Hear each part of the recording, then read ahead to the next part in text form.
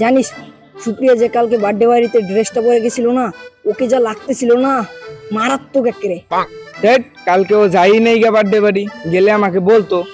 তুই কি আমার থেকে বেশি জানিস? কালকে ও বার্থডে বাড়িতে গেছে, আমি কি মিছা কথা বলতেছি?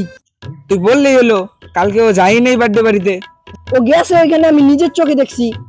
ওর বোকাচোদা, ও যাই নেই গে কালকে। ওই গালি দিস কেন রে?